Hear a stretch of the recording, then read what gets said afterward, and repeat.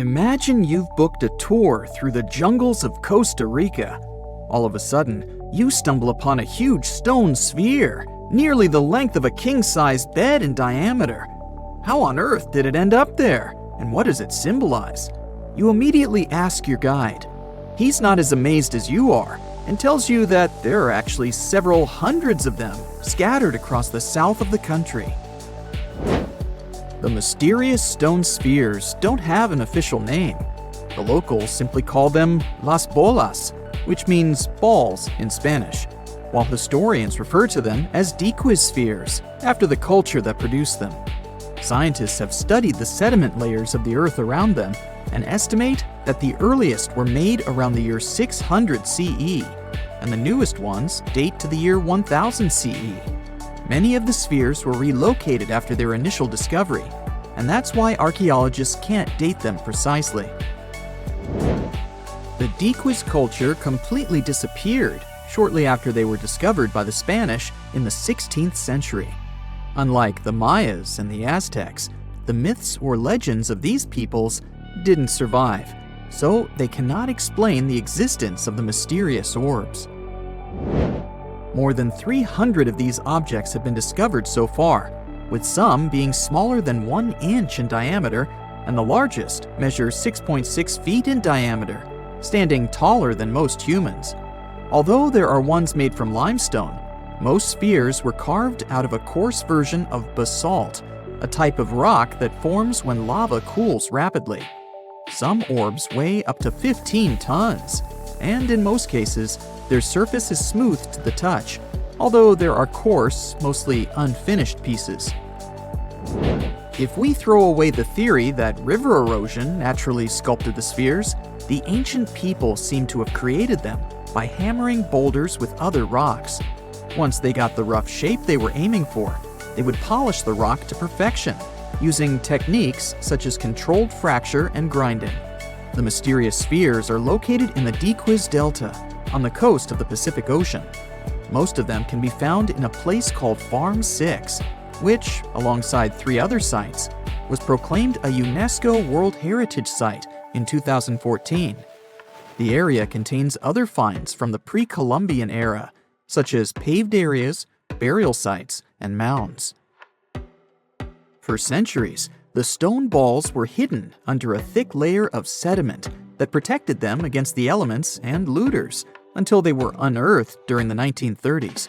The company that owned the land was clearing the rainforest for banana plantations when they stumbled upon these unusual stone constructions. Some were damaged by bulldozers, and some by workers trying to pry them open, as they believed there was gold hidden inside. It took a while before the authorities intervened to stop further damage to the finds. Doris Stone, the daughter of an executive of the company that owned the land, was the first to study the spheres. In 1943, she published an article in a leading American archaeological journal, turning the world's attention to the orbs. Expeditions soon followed, and archaeologists were immediately able to determine that the stone formations were human-made, probably created by the ancient indigenous population of Costa Rica. To this day, no one has been able to fully explain their function in a scientific way. It means there's still room for some wild theories about the sphere's origins and true purpose. The most popular theory in the scientific community is that the stone spheres served as decorations and status symbols, as many of them were found near the houses of chieftains.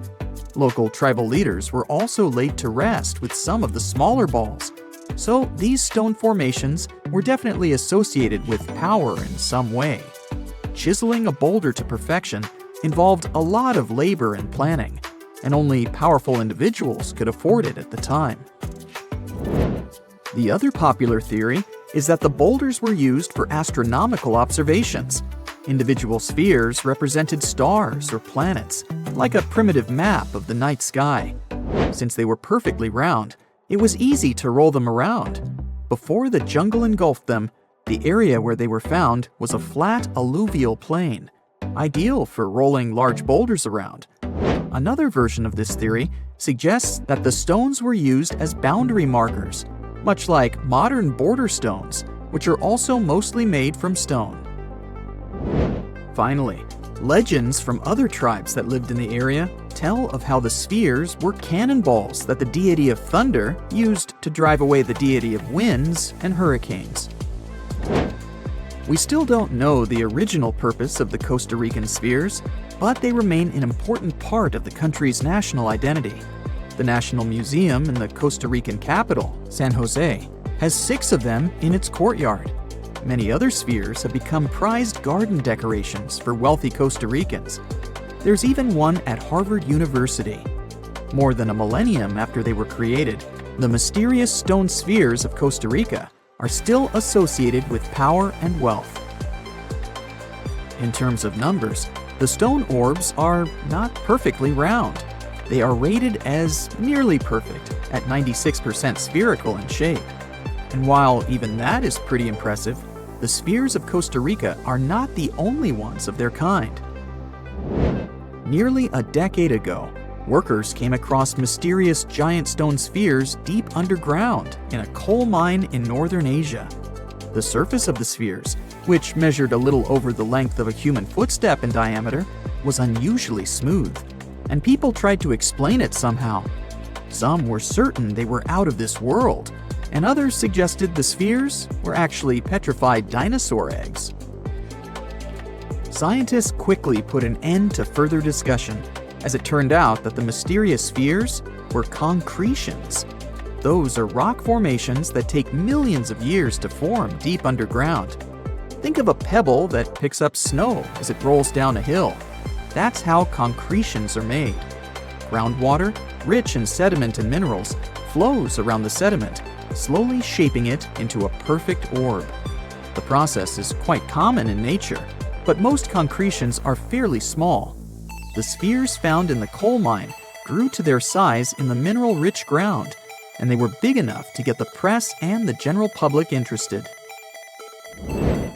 Another possible case of concretions is the massive stone spheres found in the Visoko Valley in Bosnia. Samir Osmanagic, better known as the Bosnian Indiana Jones, was the first to explore those objects about as wide as the length of a London bus.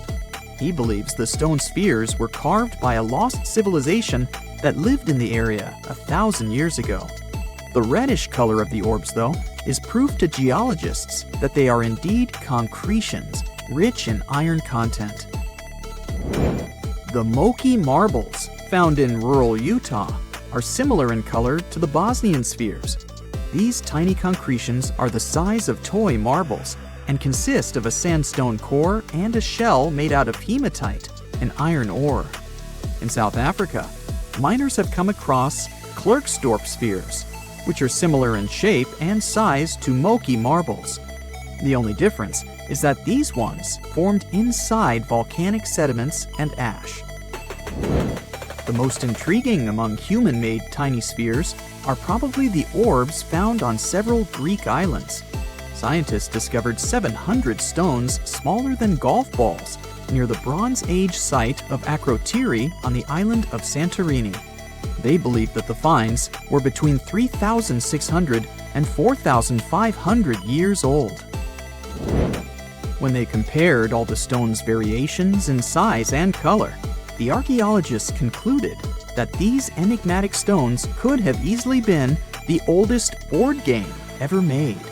With the help of artificial intelligence, scientists are now trying to work out the rules of this game. During the early 1920s, the world was mesmerized by King Tut. A British archaeologist, Howard Carter, discovered the young pharaoh's tomb in Egypt's Valley of the Kings, 1922. But the public wasn't only interested in gold and jewelry. The press wrote about the curse of the pharaohs, but was it true? Was an ancient curse really the reason everyone entering the pyramids lost their lives?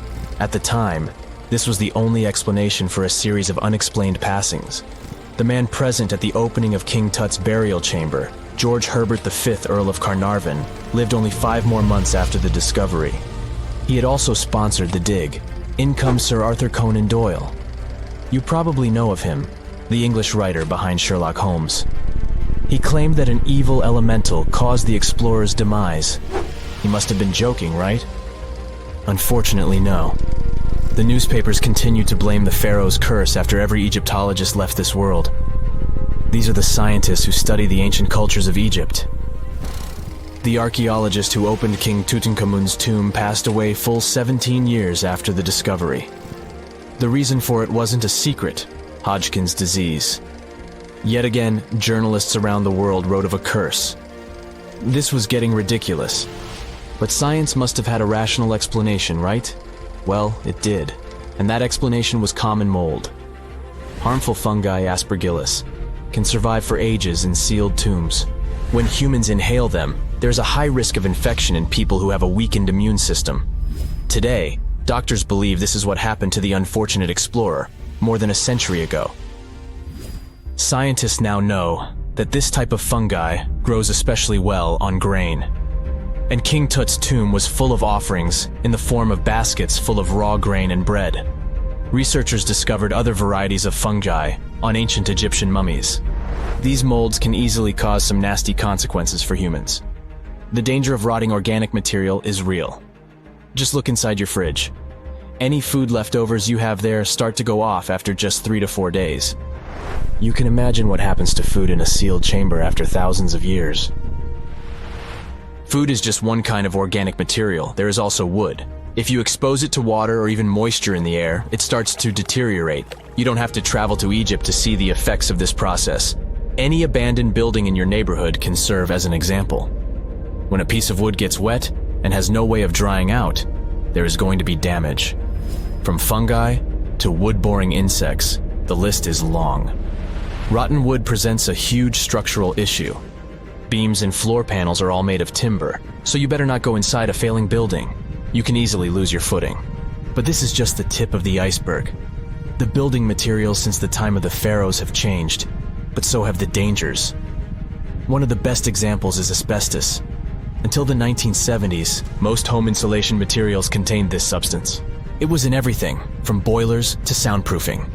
This microfiber provided excellent heat insulation. But then, the United States banned asbestos in 1989. The UK did the same a decade later. The reason for it is that asbestos becomes a health hazard when it gets damaged. When humans inhale asbestos fibers, they can get seriously sick. Abandoned strictures are full of this material, and there is no one to maintain them. You see the danger now. Another material is also common in old buildings: lead. Ancient Romans used lead piping to channel spring water into their homes. They also cooked in lead vessels, which was probably not the wisest of choices. You see, lead and water don't go well together because of something called corrosion. But this problem isn't ancient. US officials banned lead piping only in 1986. That means that 7% of American households still have lead service lines. And this is not the only source of poisoning. Until the mid-1960s, builders used lead paint to coat woodwork. In abandoned buildings, this lead coating snapped a long time ago. Anyone who touches doors and windows will disturb this lead dust and inhale it. The dust particles are at least visible to an unaided eye. This is not the case for carbon monoxide.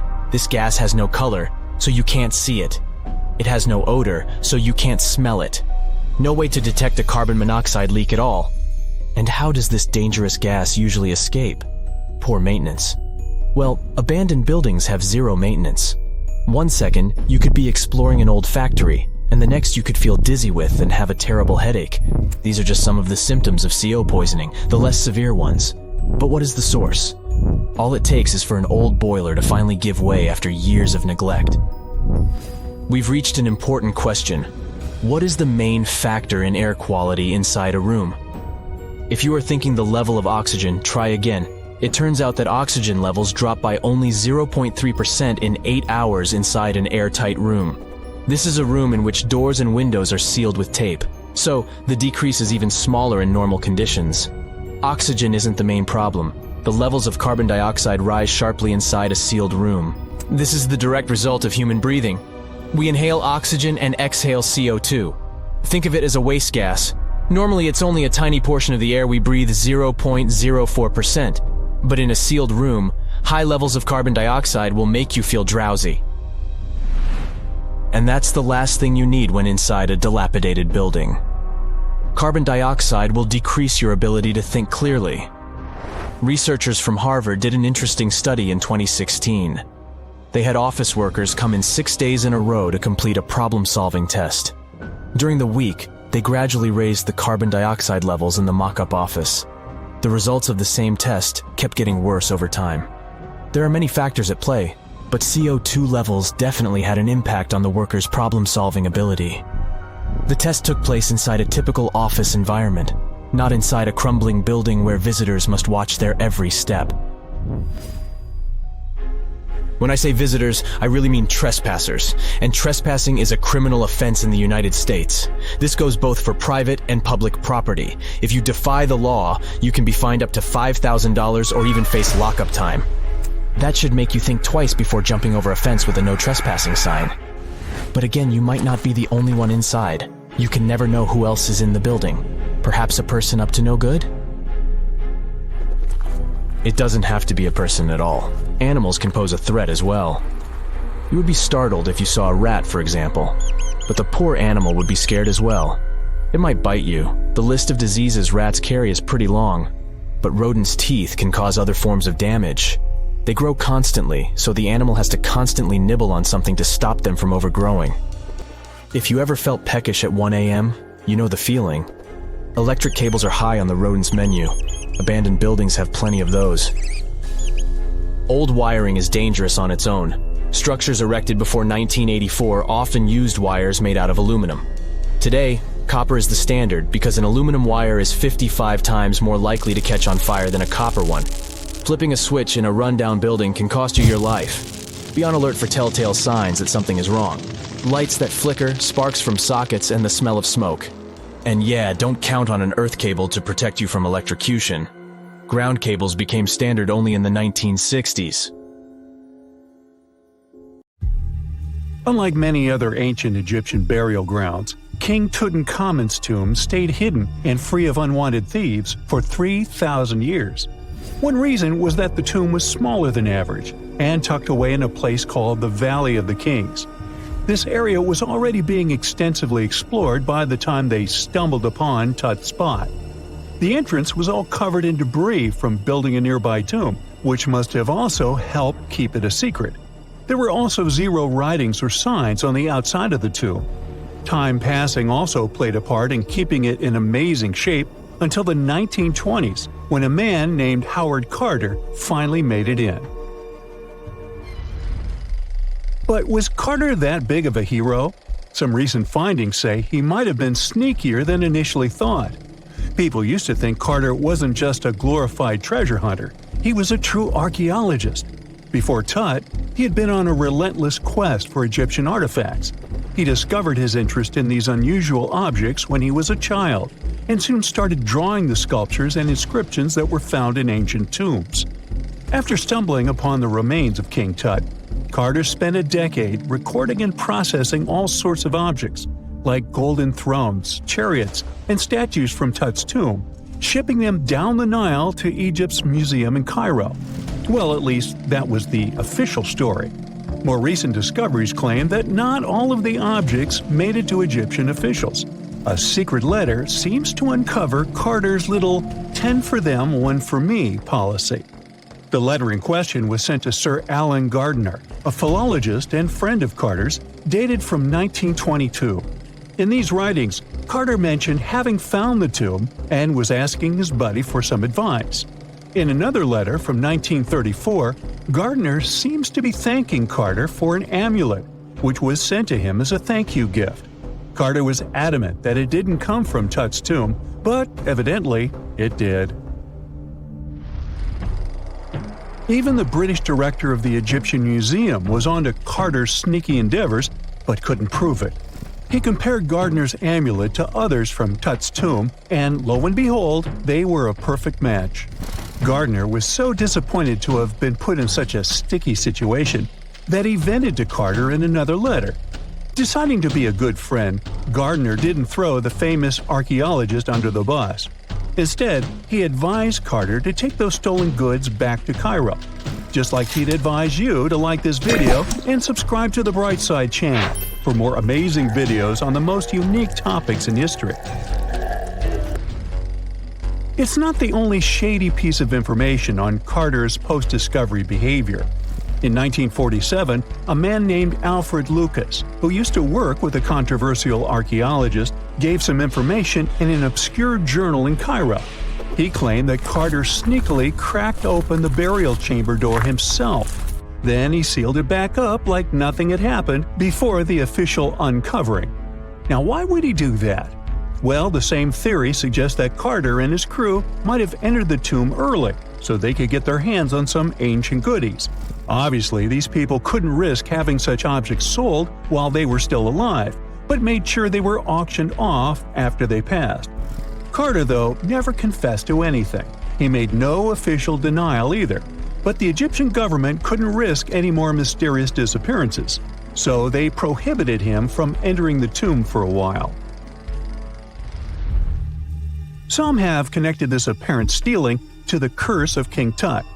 If you've never heard of it, know that it became quite the scary tale soon after King Tutankhamun's resting place was uncovered. It claimed that anyone messing with the tomb of the boy pharaoh would face some serious bad luck.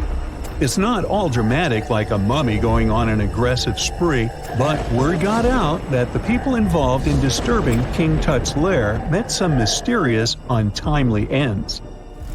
The main untimely passing related to this supposed curse is that of George Herbert, the 5th Earl of Carnarvon. He was this British aristocrat who helped fund the search for the tomb. He passed away just a year after the tomb was opened. Now, people love to call it mysterious, but it turns out that Herbert was already in pretty bad shape health-wise when he got to Cairo, and he ended up getting taken down by a regular disease. Now, let's talk numbers. There were a lot of people linked to this tomb opening: security guards, archaeologists, and supporting staff. And sure, a few of them did pass not long after the tomb started receiving visitors. As much as we'd like this curse to be true for the sake of, good storytelling, statistically, if you have a bunch of people connected to opening a tomb, you'd expect some passings just by random chance. The average lifespan for those supposedly targeted by the ancient curse was more than 20 years after the spell was supposed to kick in. Herbert's daughter even lived until the 1980s, that's half a century later. And Howard Carter himself lived until 1935, a solid 16 years after the big reveal. Some have suggested that the whole curse was nothing more than a careful PR strategy. You see, when Tut's tomb was found, Howard Carter wanted to make a priority out of keeping nosy reporters away. So he might have come up with a curse hanging over anyone entering the boy king's resting place. But what was stolen from King Tut's tomb anyway? Well, some jewelry to begin with. It might have been snatched by Howard Carter himself, according to a French specialist. He did some intensive research by looking at old pictures taken from inside the tomb back in the 1920s. He compared those images to various objects from museums and auction houses. He soon started to piece together the whereabouts of some of Tut's jewelry. First up, there's this collar that used to be on Tut's chest. It was all broken into pieces, and some parts went via Carter to the Nelson Atkins Museum in Missouri. Meanwhile, other bits ended up on a necklace owned by some unnamed people who tried to sell it in 2015 but failed. Even the Nelson Atkins Museum agrees, as they've confirmed the information on their website. Then there's a headdress piece. Some beads from it that once belonged to Tut apparently got stolen by Carter too. They were also strung into a necklace and are now being held at the St. Louis Art Museum. Another fancy collar made out of glazed ceramic magic spent some time at the Met, far away in New York. Thankfully, it was sent back to Egypt a bit over a decade ago. This seems to have been, as you'd expect by now, also stolen by Carter. Missing artifacts aside, King Tut still gave a ton of amazing objects that helped us learn more about this incredible ancient culture. Starting with the famous burial mask. It's this massive 21-inch gold art piece with semi-precious stones and glass paste. It weighs 22 pounds and showcases the boy pharaoh with a long beard and a headdress with a cobra and vulture. On the back, there's this spell from an important ancient Egyptian spiritual book, that's supposed to make sure it works just as well in the afterlife. Tut was also apparently a board game enthusiast. They found 4 board games in his tomb, some made of ivory. Archaeologists also found a pair of gold sandals, though you'd imagine they were more for show than for comfort. In fact, the pharaoh probably never wore them in his lifetime.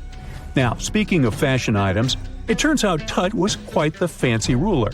They even found a mannequin in his tomb that was used to pick out, adjust, and store his outfits and jewelry. The boy king seemed to have also enjoyed some music, based on the 2 trumpets historians found in his tomb. Though they were played back in 1935 in a BBC broadcast, the instruments are today considered too fragile to be maneuvered. Imagine discovering an ancient city without leaving the comfort of your home. In 1963, a man in the Nevşehir province of Turkey did exactly that. He was renovating his house. He knocked down a wall in his basement and found a mysterious room. He continued digging and saw a tunnel. This is how Derinkuyu underground city was found. Derinkuyu is one of the deepest multi-level underground settlements of Cappadocia and in all of Turkey. This engineering masterpiece has 8 levels. The inhabitants living on those floors had access to cellars, storage areas, chapels, a school, a study room, and other structures. All floors are connected by an extensive network of tunnels. It's believed that the underground city was built as a shelter. You can't see the construction from the outside. Its depth is approximately 279 feet. The complex was large enough to shelter about 20,000 people, plus their livestock and food supplies. There's also a 180-foot ventilation shaft. People used it both for ventilation and as a well. The well supplied water both to the villagers living on the surface and to those hiding in the underground city. Interestingly, those living on the bottom levels were able to cut off the water supply for the upper and ground levels. This kept the water safe from potential poisoning. The place was designed for protection. The tunnels could be blocked from the inside with huge round rolling stone doors. The passageways were extremely narrow. Potential invaders had to enter the tunnels one at a time. Seems like they thought of everything in the 7th century BCE. Archaeologists believed the Phrygians were the ones who first built the levels. After them, the structure was used and enhanced in Roman times. This was when the chapels were added. The golden time of Derinkuyu, however, was during the Byzantine era. But how did these people manage to create such tunnels? Well, the rock they carved them into wasn't usual. It was soft volcanic rock. It appeared due to a geological process that began millions of years ago. Volcanic eruptions covered the area in thick ash. It then solidified into this soft rock. When the natural forces of wind and water eroded softer parts, only hard elements remained. Fun fact, fairy chimneys are also made of intricately shaped volcanic soft rock, but they formed naturally without any human intervention. I'm still in Turkey, but this time, my destination is Çanakkale, where a myth came to life. For 3,000 years, people believed that Homer's Iliad was fiction and that Troy never existed. In 1863, everything changed. Expatriate Frank Calvert discovered ancient ruins in western Turkey. He was convinced they belonged to the ancient city of Troy. Heinrich Schliemann examined this area in 1868. That's when Troy saw sunlight again after all those centuries. Troy has complex layers. Over the years, 9 ancient cities were built on top of one another. Historians say that the area was strategically located between Europe and Asia, so it became a prosperous trade and cultural center. This strategic position made Troy attractive throughout history. After the Trojan conflict, the city was abandoned between the years 1100 to 700 BCE. Then Greek settlers rediscovered the area, and Alexander the Great ruled there. The Romans then invaded the city. Speaking of this event, the first thing you would see when visiting the site is a replica of the wooden Trojan horse from a movie shot in 2004. The next stop is Lothal.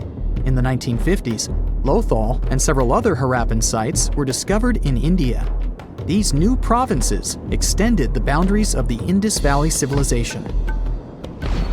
Lothal was an important part of the Harappan civilization.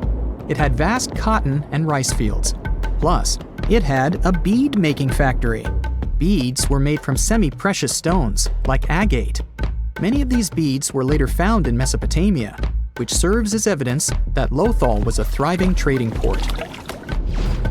Archaeologists believe that the city was part of an ancient trade route. Traces of agriculture? Check. Traces of trade? Check. What else? The remains of residential buildings, streets, bathing pavements, and drains. Some real city planning, and impressive examples of early urbanization. The town was well constructed. They were modern houses. Some of them had 6 rooms, bathrooms, a large courtyard, and even a veranda. Lothal also had the world's oldest known dock. It linked the city with the Sabarmati River and the trade route. The ancient Mayan city of Calakmul is located in southern Mexico in the tropical forest of the Tierras Bajas. From 500 CE to 800 CE, Calakmul was home to over 50,000 people. There was a central plaza surrounded by outer districts. And if we count both the inhabitants of all those outer areas and those who lived in the center, Calakmul had a population of more than 1.5 million people. It was a city that was habitable for 12 centuries. It's believed that the place had more constructions than any other excavated Maya settlements in the region. After 1000 CE, the Maya civilization there faced a downfall. The settlement that was once the center of Mesoamerica was almost completely abandoned. The ancient city was at the heart of the second largest tropical forest in America.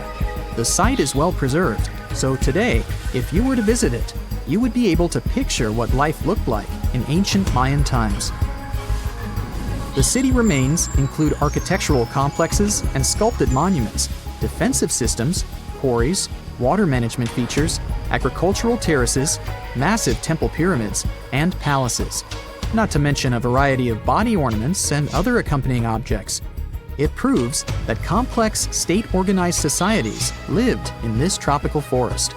The Mayans depicted nature in their paintings, pottery, sculptures, rituals, and even food. I'm moving on to a place people thought didn't really exist. The city of Thonis-Heracleion appeared only in a few inscriptions and ancient texts. Turns out, it was waiting to be discovered for thousands of years. Scientists searched the majority of the coast of Egypt. But then, archaeologist Frank Gaudio and his team detected a colossal face looking at them from under the water. The ancient city of Heracleion was discovered completely submerged 4 miles off Alexandria's coast.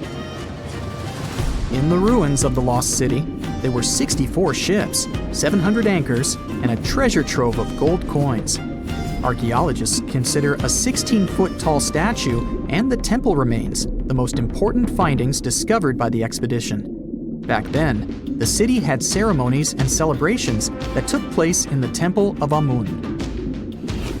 The ruins and artifacts were made from granite and diorite, so they were in good condition even after having been in contact with water for centuries. They give people a glimpse into what life was like 2,300 years ago in one of the most important trade ports of the world. The city had a network of canals. You can think of it as an ancient Egyptian Venice. The canals linked many separate harbors and anchorages. Towers, temples, houses, and other structures were also linked by bridges.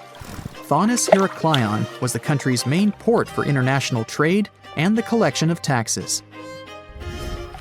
No one really knows how the city ended up submerged, but archaeologists connect it with natural causes. At the end of the 2nd century BCE, most probably after a flood, Heracleion got covered with water. Then, Alexandria, the city founded by Alexander the Great, became more glorious than Heracleion. Before Alexandria's fame, Heracleion was the main port of entry to Egypt. So, after the disaster, many ships heading for Heracleion had to change their route and go to Alexandria. Heracleion lost its glory until its rediscovery in 1933. Mesa Verde is an American national park in Colorado. The park is the largest archaeological preserve in the U.S., with more than 5,000 sites, including 600 cliff dwellings. Mesa Verde means green table in Spanish. The name comes from the shape of the mountains in the area, with flat tops and steep sides. The park is an ancestral Puebloan archaeological site. Starting from 7500 BCE, a group of nomadic Paleo-Indians seasonally lived in Mesa Verde. They were hunters, gatherers, and crop farmers. They built the first pueblos in the region. By the end of the 12th century, the Mesa Verdeans began constructing massive cliff dwellings, which are now the best-known structures in the park. You run through the night forest for more than an hour. You're even faster than a cheetah. You're not tired or cold. You hear a mouse rustling in the roots of a tree and catch all the smells of the forest. With night vision, you see a bird in the night sky. You can go for months without food or water. Gills allow you to swim underwater freely. This is how evolution made humans in a parallel world. Here, they're ideal organisms prepared for anything they might meet in the wild. In our world, things are more complicated. We evolved, but didn't always get stronger. Humans only survived because they adapted and changed the world around them. A human only has 32 teeth. When they fall out, they no longer grow. But evolution doesn't stop. Our food has become softer and more nutritious. You don't need to chew it for a long time. New diet reduced the jaw and enlarged the brain. As a result, there's no room left for the 4 teeth that are closest to the joint. We call them wisdom teeth. In the future, we'll only have 28 teeth. And even today, 35% of people don't have the wisdom teeth. Homo sapiens is the only mammal to have a chin. This is the protrusion along the lower edge of the jawbone. Even our relatives, gorillas and chimpanzees, have their jaws slanted inward. Anthropologists think that the chin is a result of reduction of human face. Perhaps in the past, the chin supported our powerful jaw and enhanced our strength. Over millions of years, the face has shrunk, but the chin has remained. Put your hand on a flat surface, connect your ring finger and thumb, bend your wrist, and you'll see the palmaris longus. 15% of people don't have this muscle already. It doesn't affect the grip strength and has lost its meaning today. Millions of years ago, it allowed our ancestors to deftly climb trees. Evolution deprived us of this useful skill, but the remainder of it remained with us. Dogs, horses, monkeys, and many other animals can move their ears. This allows them to hear better and communicate with each other. Humans have a long, flexible neck, and evolution has left them without this ability. Still, 20% of modern humans can do it. This is another reminder of a time when we weren't much different from other animals. 10% of people have a Darwin's tubercle in their ear. In the past, we had pointy ears looking like the modern macaw's ones, and this little bump is the proof. When an emperor penguin hatches eggs, it doesn't eat for 115 days. Scorpions can stay hungry for a whole year. Evolution hasn't given humans a camel-like hump of fat or the ability to hibernate like a bear. Every morning, our ancestors woke up and fought for their survival. We need a lot of energy for this, so we have to eat every day. This isn't very convenient, especially when your food isn't sold in a supermarket but runs away from you through the forest or field.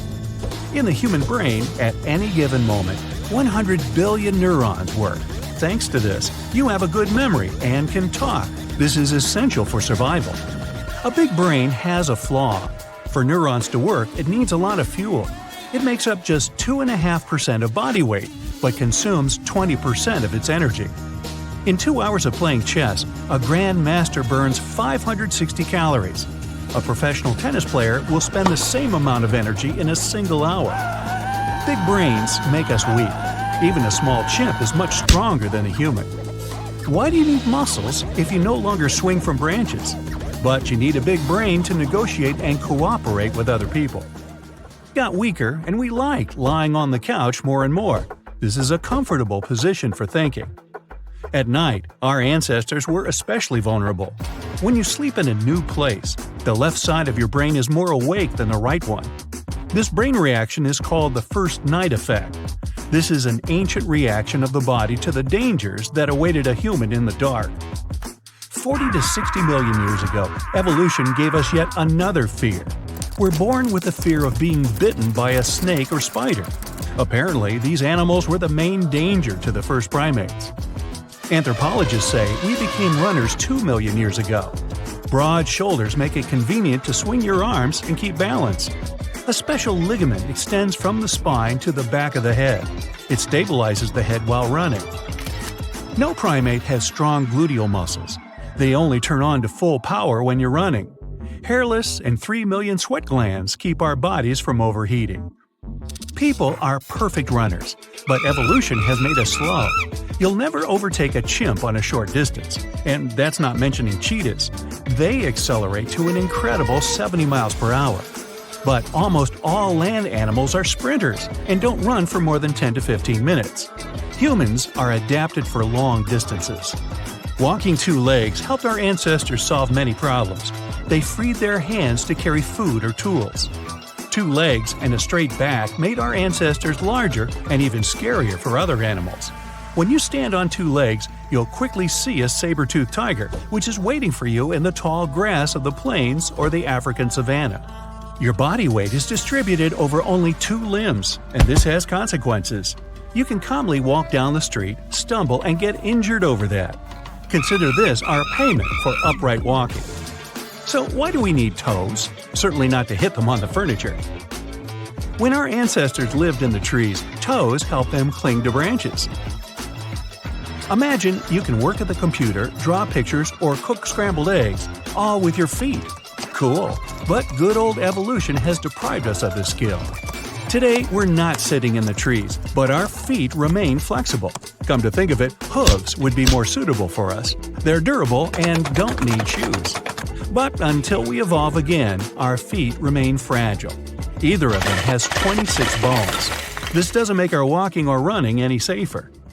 You go to the cinema, take your popcorn basket, and start munching on it in anticipation of a great couple of hours. But then you start choking.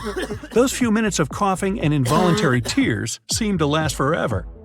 The human is the only mammal that can choke on its food. We can't eat and breathe at the same time. The reason for this is the structure of our vocal apparatus.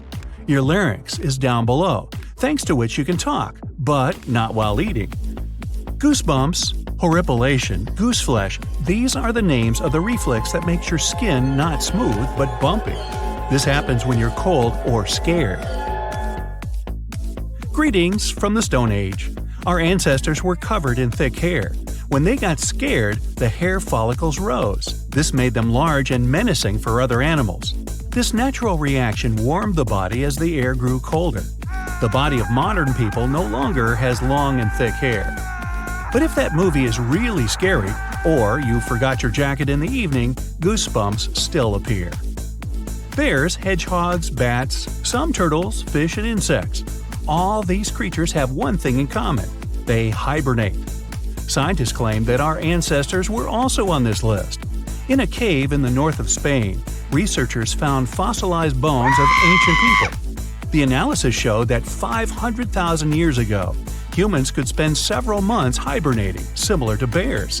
Thanks to this, they survived Ice Age. Wow, how I miss this skill. Our eyes allow us to see dust in the air and huge mountains on the horizon. We see the world in color and recognize each other's faces. And when it gets darker, our vision quickly adapts to new conditions. But we don't see well in the dark. Evolution hasn't given us the sight of a tarsier. This primate is the size of a baseball and can see perfectly in the dark. Tarsiers could easily catch a beetle flying through the night forest. Still, I wouldn't want my eyes to take up most of my face, and beetles are actually not among my favorite after-dark snacks. How about you? A girl, once and beautiful, ended up in a grave with a huge sickle across her neck. There were no signs of violence, no indications of any actual crime. Yet, someone was clearly terrified when they forced her into that grave. So scared that they even placed a padlock on the big toe of her left foot.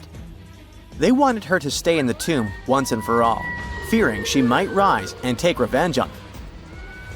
So, a whole community turned against a young lady who wasn't even over 20 years old, deeming her to be of ultimate danger. Do you see what I'm driving at? Let's test your historical knowledge. Who has been feared throughout human history to such an extent that commoners couldn't shake off that lingering sense of dread, even after their passing? If you say witches, warlocks, and vampires, you'd be completely correct. Just a little hint here. If you can't overpower someone physically, you can do it supernaturally. Well, that's at least what people used to think back in the 17th century. Not only was there a sickle and a padlock, but there were also signs of an attempt to twist the girl's corpse in the grave and turn it face down. This attempt had failed, leaving her spine buckled and twisted. By the way, the padlock wasn't necessarily meant to lock a vampire. It was more likely a talisman against evil spirits. That's a peculiar and, let's face it, very cruel way to bury someone. Yet it was a common practice for creating anti-vampire burial sites. The methods for preventing vampires from rising were quite elaborate. First off, let me introduce a term. Anti-vampire graves, known as revenant graves, date back thousands of years and have been found in various locations across Europe. Europe, you heard that right. Now before you say, hey, vampires are a Romanian thing, Dracula, duh, let me convince you otherwise. They are a part of all European folklore, meaning you can find references to them throughout Europe. With new settlements in America, vampire lore spread there too, eventually turning into the Twilight Saga. These anti-vampire burials are characterized by evidence of precautions taken to prevent those who bit the dust from rising. Such measures could include placing large stones on the deceased's legs or even piercing the body with a lance to fix it to the ground. To be completely safe, they could also consider removing the head from the torso. So, burying the body face down, cutting off the head, and pressing the body with a stone were the methods used to keep someone believed to be a demonic being from leaving the grave. Let's return to the poor lady, or rather, the girl. A couple of archaeologists, Dariusz Poliński and his partner, Magna Durodzka, who happened to be partners in both crime and life, stumbled upon her grave. Strangely, all of her 206 bones remained untouched. Yet no gravestone, no name, nothing. Just a lonely grave on a hill in northern Poland. Poliński, a professor of archaeology, and Zagrodzka began piecing together the story of the woman they eventually named Zosia. Carbon dating suggested she had been about 18 years old and had passed away about 350 years ago during a chaotic time in Poland's history. There is little documentation about this graveyard, which seemed to serve as a resting place for individuals marginalized by the community. Was Zosia a poor girl who had been marginalized because life forced her into the worst situation a lady could face? Not really. As the archaeologists delved deeper, they stumbled upon some hints that indicated she might have hailed from a rich family. Her burial featured a stylish bonnet, and the delicate silk along with shiny silver and gold threads found with it suggested that it was part of an elegant headdress. This all pointed to the idea that she had some serious status or wealth. But the way she was buried indicated her outsider status in the village of Pien. Perhaps her presence there was unwanted, hence the idea of her being a vampire, backed up by the manner in which she was forced into the grave and held there. By analyzing the structure of her skull and extricating DNA from her skeleton, scientists created a reconstruction of what her face might have looked like. The specialists meticulously reshaped Zosia's likeness using modeling clay on a 3D printed model of her skull, which proved to be a deeply moving experience. They remarked that while they often worked on face reconstructions, in this case, they also sought to restore her dignity. Utilizing these three methods, the team reconstructed Zosia's 400-year-old face, revealing the human story buried beneath supernatural beliefs. It's ironic, isn't it? First, people tried their hardest to make the world forget her face and prevent her from ever coming back. 400 years later, people did everything they could to bring her back to life. Her picture now is all over the internet, yet we will never see the faces of those who buried her. Alas, This reconstruction project only allows viewers to visually connect with Zosha, but her true story remains a mystery. But what we know for sure is that people who were deemed vampires were badly discriminated against, to say the least. Rumor had it that hungry vampires would even steal people to quench their thirst. Let's use math to prove this rumor wrong and prove that Zosha wasn't one of them. Back in the year 1600, there were only 537 million people worldwide. Yeah, this data may not be very accurate, but it's pretty close to reality. A physicist, Kostas Eftimiou, calculated that if a vampire had been drinking one person's blood each month, humanity would have faced extinction within a few years. Starting with one vampire and a population of 537 million in 1600, this math shows we'd have no humans left by July 1602. But here we are now. Well, while placing a stone on a corpse to make sure the vampire doesn't rise may be something new to you, there are also a bunch of stereotypical things associated with these creatures that you definitely know, such as garlic and mirrors. Funnily enough, even though it's all based on a bunch of superstitions, there's pretty good logic behind the garlic thing. You see, it contains a special compound called allicin, which is a powerful antibiotic. While people back then couldn't know what an antibiotic was, they noticed garlic was pretty effective against various conditions. Since they believed vampires were created by a particular blood condition, they also believed garlic could defeat a vampire. And there's more. There's actually a blood condition called porphyria, which makes people look like real vampires. Their skin is pale and their teeth get bigger as their gums shrink. And guess what? People who have porphyria cannot consume garlic, as it worsens their condition. Wow, that's a cool coincidence. The next superstition is a bit fresher, and it's about vampires avoiding mirrors. The first known reference to the mirrors comes from the book Dracula in 1897. But why wouldn't a vampire show a reflection? Simple. Before the plastic era we live in, mirrors were traditionally backed with silver. Silver was commonly believed to repel evil spirits, possibly because it has antimicrobial properties. Much like garlic, its healing properties may be what was supposed to scare off a vampire. Another reason why suspected vampires may have avoided mirrors is the changes to their appearance from conditions commonly confused with vampirism, like porphyria and rabies. People afflicted with these conditions may have avoided looking in mirrors for that reason, causing others to assume that vampires avoided mirrors. But if you ever met a vampire and these methods don't repel it, I have one more trick for you. Ask the potential vampire to count. It can be spilled grains, seeds, or even the holes in the fishing net if you happen to have one. Vampires are into math, so they'll stop to count, delaying them until sunrise. And we all know that vampires don't do well in sunlight. Ironically, it's Count Von Count, a vampire who teaches us how to count on Sesame Street. This just in, the world's oldest pyramid was built during the last ice age. And I'm not even talking about Egypt. I'm saying our ancestors might have spewed a 27,000-year-old pyramid in West Java. Gunung Padang is not exactly shouting pyramid. It's more of a mound with huge scattered stones tossed all over it. But local people seem to revere it, and they have for centuries. It wasn't until recently that the Indonesian authorities decided to excavate a bit deeper to see what all the fuss was about. They ended up finding the remains of a human settlement. It was rather unexpected, since the mound is pretty high up. This excavation could only prove there were humans in the area as far back as 45 BCE, which sounds reasonable. It was up to an Indonesian geologist named Donny Hillman to prove that Gunung Padang is the world's first pyramid. He used all sorts of new technology to support his claim. Our guy used carbon dating, which digs deep into the earth and takes whole chunks of soil. He found layers and layers of constructions, like he was digging up Rome and finding ancient buildings buried in the ground. His research proved that there had been caverns and even rooms down there, which could only mean one thing: humans.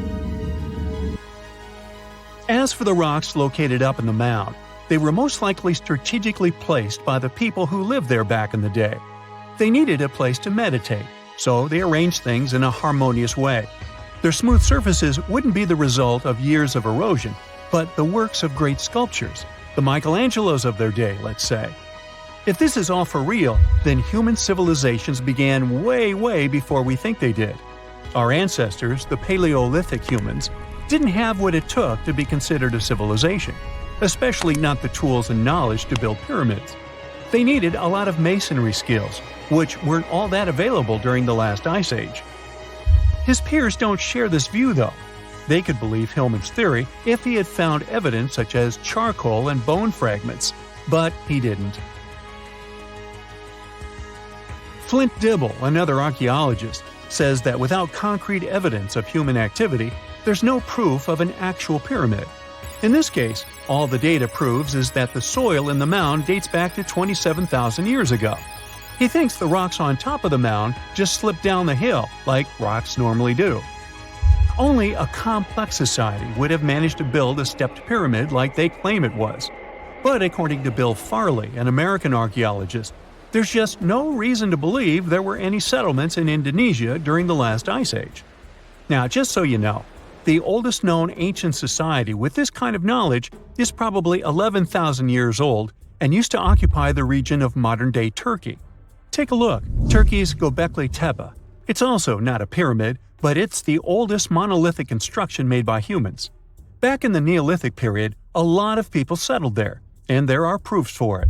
For example, the walls there are covered in ancient drawings of clothing and wild animals. Until recently, the title of the world's oldest pyramid went to a three-sided construction known as the Djoser Pyramid in Egypt. Djoser is located just a few miles south of the Giza complex in a town called Saqqara. It made its way to popular culture more than once. In the 18th century, it became a common feature in European paintings.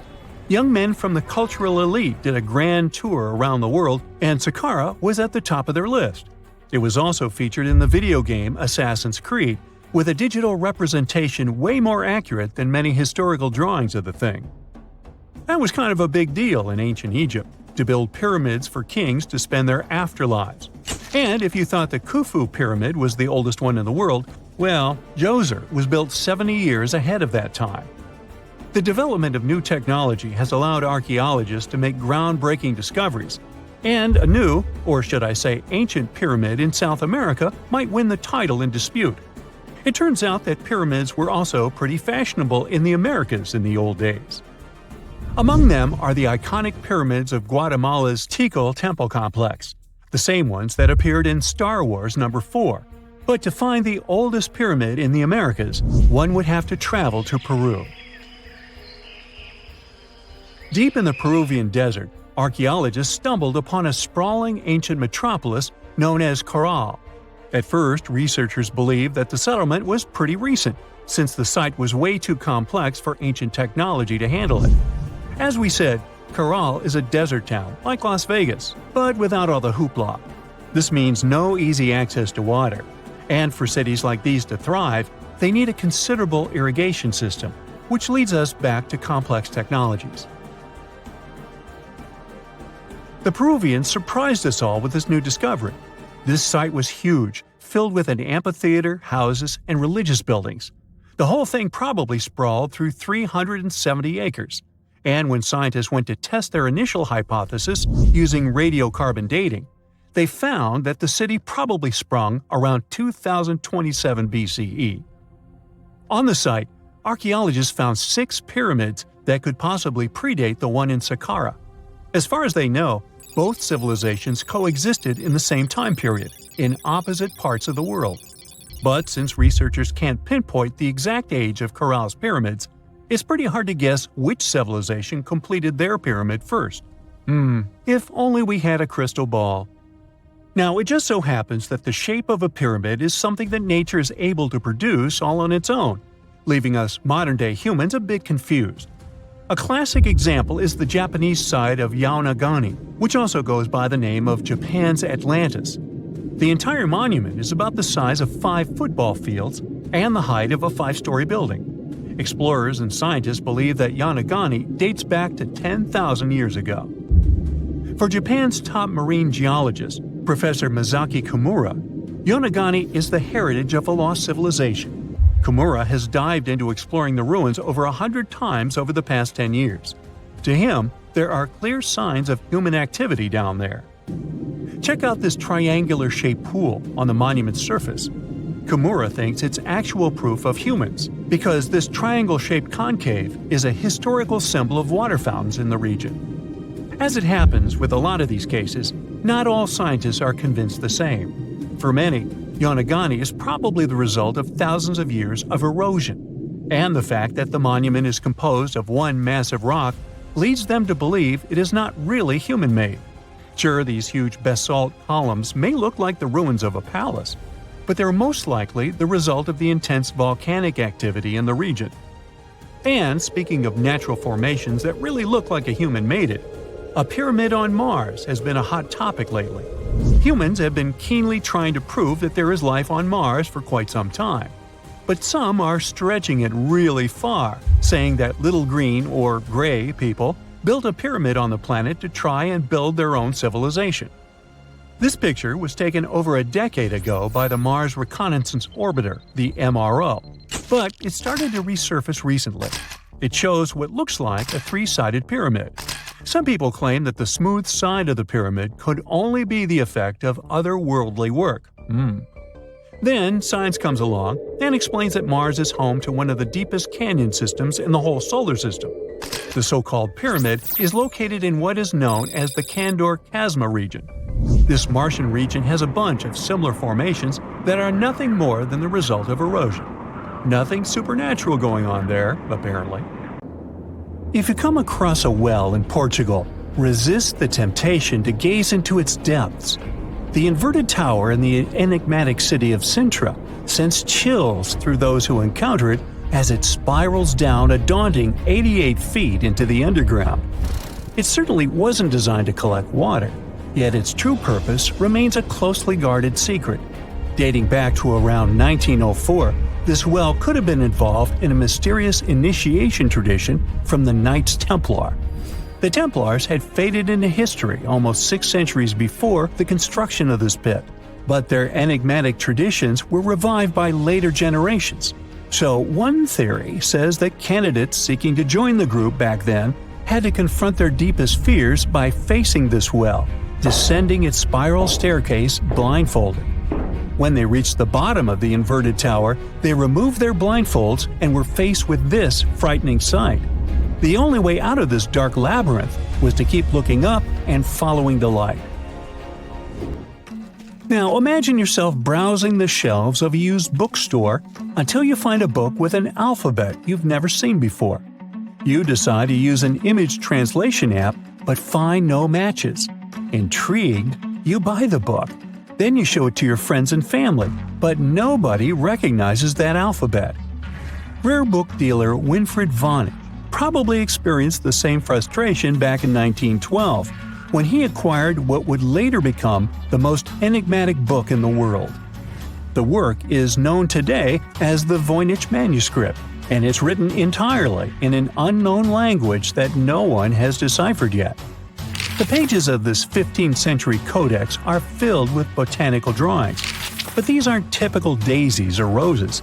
In fact, they don't resemble any plant species that we know of. What makes things even stranger is the illustrations of unfamiliar constellations and women swimming in green baths.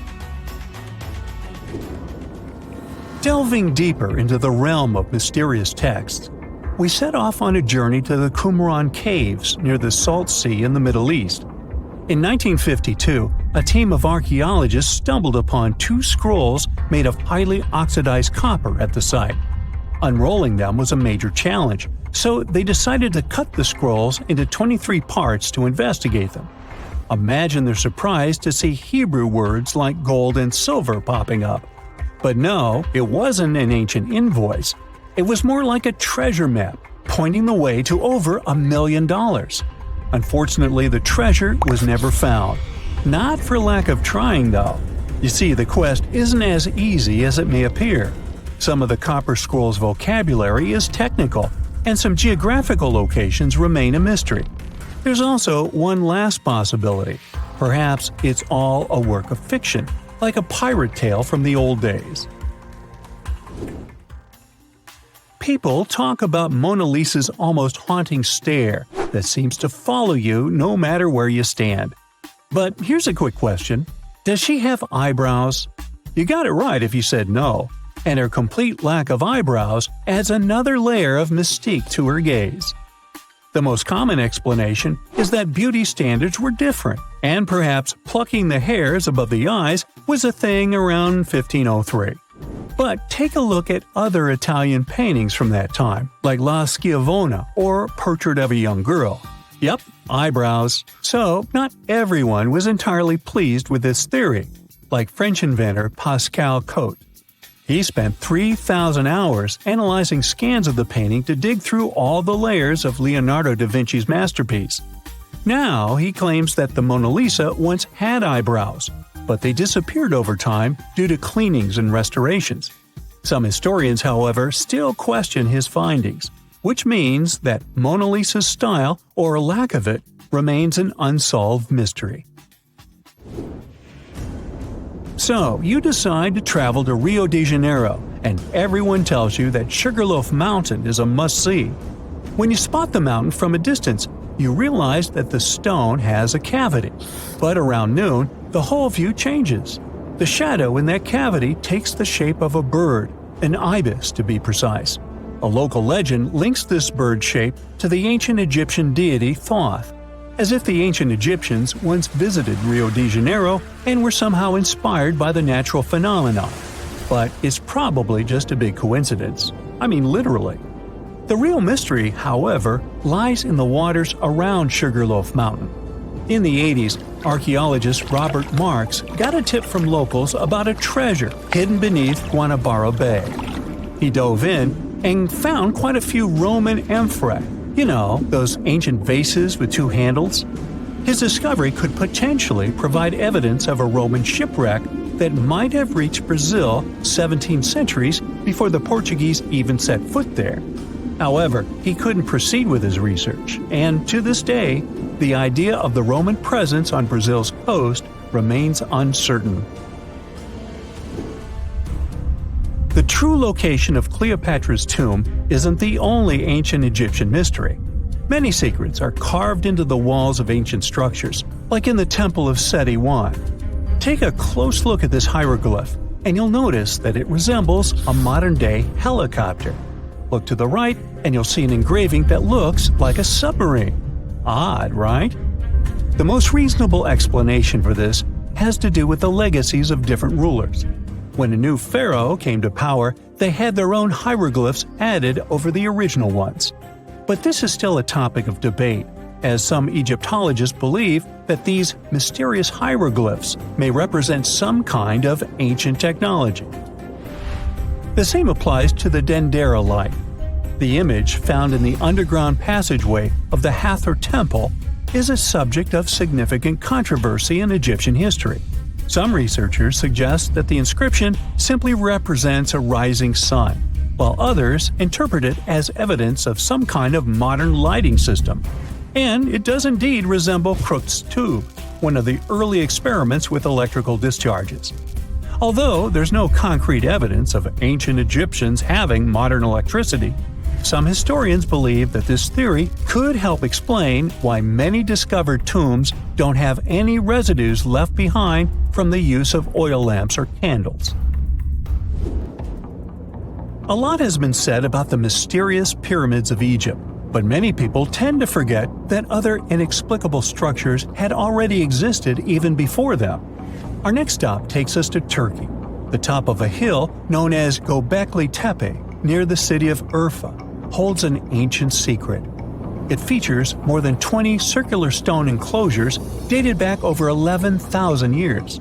Many of these have heavily carved stone T-shaped pillars adorned with eerie human figures with folded hands. The most accepted theory is that it's the world's first temple, likely used for rituals or social events. But the greatest mystery lies in how it was built, as this site existed before the domestication of animals or the use of metal tools. So the construction must have been very difficult, challenging our understanding of the historical timeline. Now, I hope you're not afraid of heights, because we're about to take a flight over the Nazca Lines. You've probably already heard about these massive, mysterious drawings etched into an arid region of Peru. They come in many different shapes, like a spider, a monkey, and even a Google-eyed ET that is probably just a fissure. Anyway, this story got some fresh chapters in 2022 when an additional 168 new drawings were discovered. The original ones could only be seen from the air, but these new ones are much smaller and can be observed from the ground. However, one thing they have in common is that their purpose remains totally unclear. Some might call them the largest-scale calendar in the world. Others suggest that they served as a tool for agricultural purposes. Of course, many theories have emerged in an attempt to give the Nazca Lines a meaning, but the truth is that they remain some of the most important unsolved mysteries in history.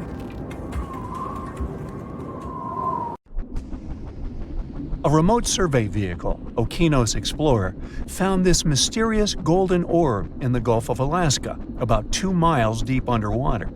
No one can say what this thing is. It's a strange object just 4 inches wide, and it was firmly stuck to some rock. When you touch it, it's smooth, soft, feels like flesh. You can even see a hole in it, as if something escaped from there. But what? Divers brought the mysterious orb to the lab from the Pacific Ocean.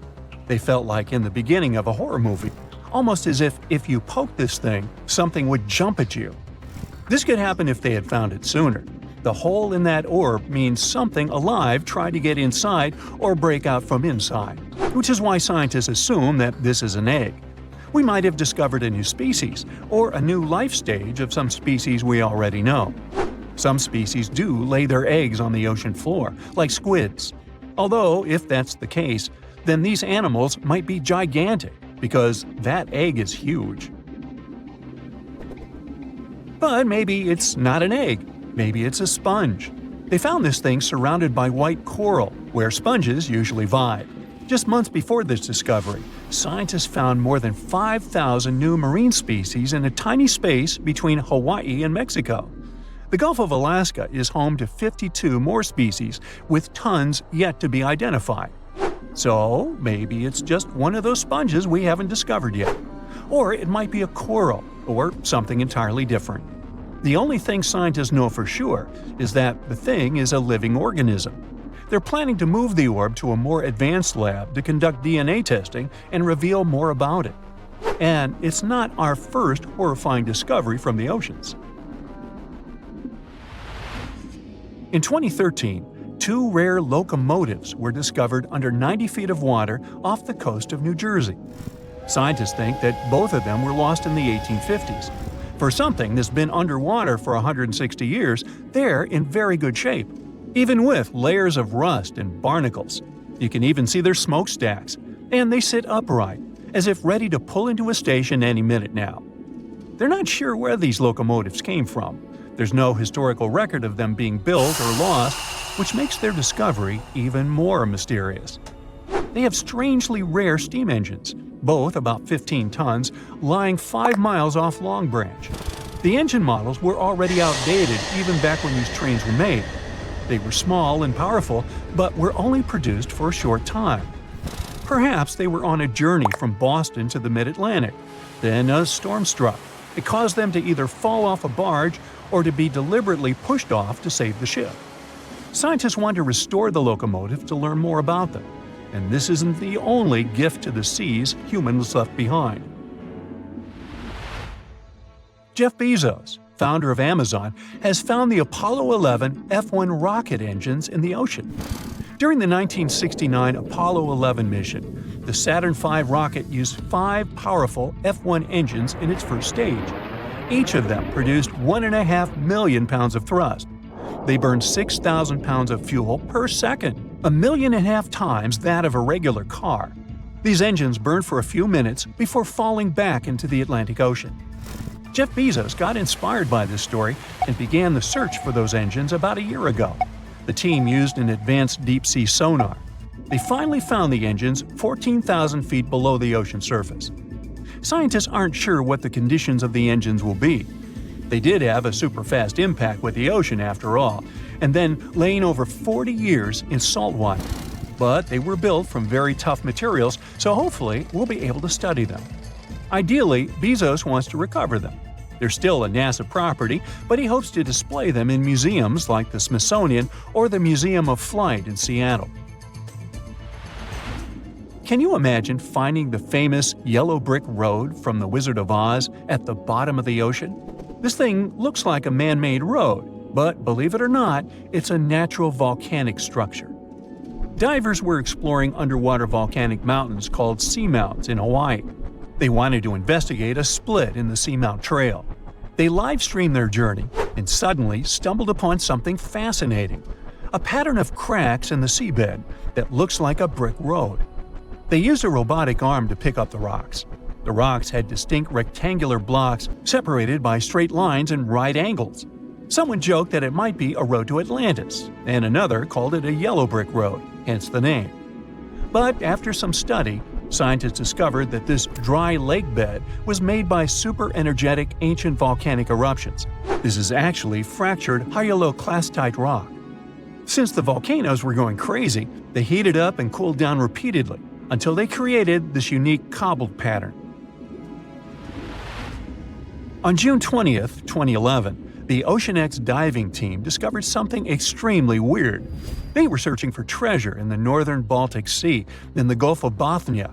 Instead, they found an anomaly. The thing, dubbed the Baltic Sea anomaly, logically, looked very weird and unnatural. The anomaly is almost 200 feet wide. It looks like a mushroom, rising about 10 to 13 feet from the seabed. It also has a huge disc shape, twice the size of a football field. The main part of the anomaly has straight edges and box-like structures. The top has cracks filled with some unknown black material, and it's not made of metal. The object lies about 300 feet deep in the Gulf's waters. The main mystery is why it's there. This discovery did create buzz in mass media. Some people started saying that it might be a sunken extraterrestrial ship, the remains of Atlantis, or a portal to another world. These claims got even more support when we found weird pavement-like platforms surrounding the object. It kind of looks like a staircase. And on top of that, explorers reported that their electrical equipment, like sonar instruments and satellite phones, malfunctioned near the thing. And it's not even some random reports. Researchers from different institutes said that as well.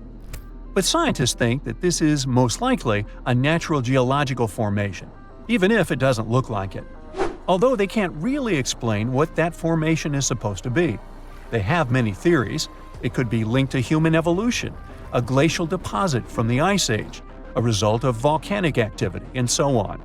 Maybe it's even the remnants of an asteroid that landed on the seafloor thousands of years ago. But none of these theories explain why electronic equipment stops working near it. Who knows? Maybe we'll learn the truth someday. But how about technologies that came to us from the distant past? This strange thing is often called the first known analog computer. It's called the Antikythera mechanism. We discovered the mechanisms in 1901 near the Greek island of Antikythera. It might be from around 87 BCE. They found it in a shipwreck, in incredibly good shape for being so old. The thing was super complex. Machines of similar complexity didn't appear anywhere in the world until the 14th century. There was also a mysterious lump. When they separated into multiple fragments, they found inscriptions inside. They were hard to read because of all the corrosion, but when they deciphered it with X-ray, they discovered that these were the instructions, telling how exactly to use it. Wow, what a gift to archaeologists! So, it turns out the mechanism was made to predict astronomical positions and eclipses decades ahead. Ancient scientists used this computer to track the 4-year cycle of athletic games, similar to the ancient Olympics. The mechanism had a very intricate structure of 37 bronze gears that tracked the movements of celestial objects. But at least here, we know that these things were made by humans, right? They say this place is swarming with money. It's been stored there for centuries, but no one managed to take it away from this island. Treasure hunters have been bewitched with this place since 1795.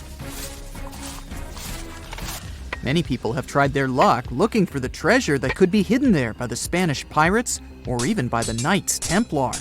But today, it's impossible to get there, as it's a private place, so all you can do is book an ocean tour around this island. Otherwise, you can take a peek at it in a TV reality show starring the Legina brothers, Rick and Marty, who are a team of enthusiasts looking for the treasures of Oak Island in Nova Scotia, Canada. Yeah, seems like there's no place where TV producers can't get to. One of the most famous discoveries out there was the so-called Money Pit. Despite the promising name, it wasn't full of money. Now we have to jump to 200 years ago. The Money Pit was first found by a 16-year-old kid in 1795. One day, Daniel McGinnis went fishing at Oak Island. He saw a tree there. Unsurprisingly, it was an oak, and it had weird markings. They didn't seem to be natural, so Daniel decided to check the area. He then saw a sunken patch of ground and started digging immediately. His two friends helped him out, but instead of treasures, the guys only found logs placed underground at regular intervals. It looked like a place where someone could hide money or jewels, but nothing precious was found. However, there was something curious down that pit. Someone found a granite stone there, and it had an engraved inscription on it. There were many attempts to decode it, but most of them ended up in failure. There's one translation though, and it says, 40 feet below, 2 million pounds are buried. Yeah, McGinnis and his friends should have dug harder. The next fun thing about the Money Pit is the coconut fiber found down there. They say that large amounts of this fiber were found at a depth of 60 feet. It may not surprise you, but I have to remind you of one thing. Oak Island is in Nova Scotia, Canada. Coconut trees do not grow there. The nearest one is about 1,500 miles from Nova Scotia, which makes it obvious that someone brought this fiber purposefully. Researchers came up with an idea that coconut fiber could have been used to make ropes and lower all the treasures down the pit. Next up, we have not one, but two mysteries.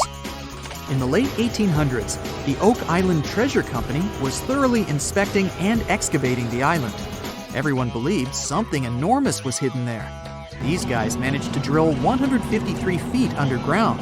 That's like 15 stop signs stacked one on top of the other. You might have guessed that they didn't find pounds of gold and diamonds, but they found a manuscript. There's a theory claiming that it's one of Shakespeare's lost manuscripts. Some scientists believe that it was hidden there by the writer and scientist Francis Bacon, the true author of Shakespeare's works. Yeah, rumor has it was Francis and not William who wrote all the plays and sonnets. But there's no proof it was really so. The Money Pit may be the most popular shaft on Oak Island, but it's not the only one, and it's not the first. Before the Money Pit discovery, treasure hunters were drilling at Smith's Cove. While damming there, they found a wooden piece. It was a U-shaped formation that had Roman numerals. After a more thorough inspection, the specialists realized it was supposedly dated to 1769. The Money Pit was discovered 26 years later. This fact created many speculations that this structure might have been part of the real shaft with treasures everyone was looking for. Now, look at this Templar coin. It wasn't the first discovery on the island, but it was crucial in some way. Even if it may not sound like a big deal today, in medieval times, those coins would amass an insane amount of wealth. They were typically stored in European fortresses. For the treasure hunters, this coin was a sure sign there was more to be found on the island. The logic is simple. If there's one coin of that kind, there must be something else. And they were right. It wasn't the only Templar discovery. On the southwest shore of the island, a crossbow bolt was found. Experts say it dates back to the 13th century. But, once again, that wasn't something the treasure hunters were after. Some more coins were found on the island. Rick and Marty Legina retrieved this precious piece from a swamp. The coin is made of copper, and this time, it originated from Spain. When it was found, the Legina brothers could only see the number 8 engraved on it. But later on, some experts studied this coin and claimed it was made sometime around the 17th century. They managed to clean it well and saw the date 1652 engraved on the back of this coin. There's a theory stating that Spanish explorers found some treasure but hid it instead of taking it to the king. So maybe this coin just dropped out of the chest full of coins and jewels and is part of the treasure everyone was after. Or someone could have accidentally lost it while looking for the treasure. Who knows? One more famous treasure hunter is Gary Drayton. Gary and his team, together with Rick Lagina, came across 2 coins while metal detecting the island. Those were 17th century King Charles II Britannia coins. One of them had a very clear inscription on it, stating that the coin was minted back in 1771. Another swamp treasure of possibly Spanish origin is also here. This time, it's a silver ring. A specialist studied it closely and reported that it had been repaired twice. The ring was once made bigger, and it was also made smaller ones. It's decorated with a floral design, which was popular in Europe in the 1730s. Among all the other curious things, Rick and Marty Lagina found a silver button at Isaac Point. The button's pretty old. It supposedly dates back to the middle of the 18th century, and the notorious money pit was discovered later. This is why it wasn't a big deal of a find. It could simply belong to some farmer peacefully raising livestock on the island. There's no official record of any chest full of gems and coins found on Oak Island, but enthusiasts did find some jewels there. First off, the team found a brooch with a magnificent red gem. They mistakenly thought it was a ruby, but a professional gemologist stated it was a garnet. The piece was made of silver, and it's pretty old. Experts believe it was made around the 15 or 1600s. Another brooch they found didn't have any gems on it, but it had an intricate design. It's a brooch with a leaf design and an ornate rope. There are 13 branches of the leaf, which instantly created more mystery to the whole treasure hunting. First off, there's a carving with a 13-branched tree on a rock on the north shore of this island. What's more, many people believe that the number 13 is important to the Knights Templar.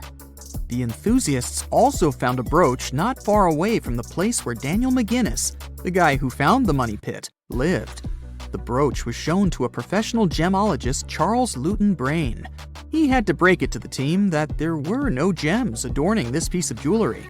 In fact, the stone that seemed to be a gem was just a piece of glass. It was processed using a special technique though, so it was leaded glass.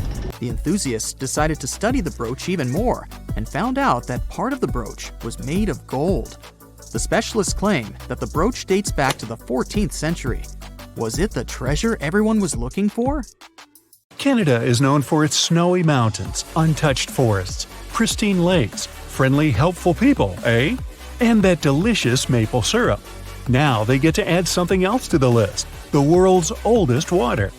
Back in 2016, researchers drilled down 1.9 miles and found an ancient pool of water at Kidmine, Ontario. The water was believed to be at least 2 billion years old. Not fresh water. The water was found bubbling up in caverns deep underground, inside the 3 million square miles of the Canadian Shield, one of the world's largest geological continental shields. The area endures very little plate tectonic activity, possibly explaining how the water remained untouched for so long. Scientists and researchers analyzed the water and found dissolved gases of helium, argon, xenon, and neon, untouched by any outside source. There were even traces of microbes dating back billions of years. This was a stunning find for science that allowed us to gaze back in time at a lost world. If life-supporting water can be found miles below the Earth, it could be possible to find the same thing on other planets like Mars, Saturn, and Jupiter's moons as well. Point Nemo is the furthest point from land on Earth, officially called the Oceanic Point of Inaccessibility, kind of like my parking space. It's so far from land that the closest humans to it are usually astronauts. The International Space Station orbits the Earth from around 250 miles away, while the closest populated spot to Point Nemo on Earth is more than 1,670 miles in all directions. Since its real title is a bit long, it was nicknamed Point Nemo after Captain Nemo from Jules Verne's 20,000 Leagues Under the Sea. Nemo means no one in Latin, which suits this area perfectly because there's no people around. The Crooked Forest is found in Gryfino, Poland. It's a grove of 400 unusually curved pine trees that were planted around the 1930s. They bend northwards at a sharp 90-degree angle from the tree's base, but then remarkably turn back to grow straight up into the sky.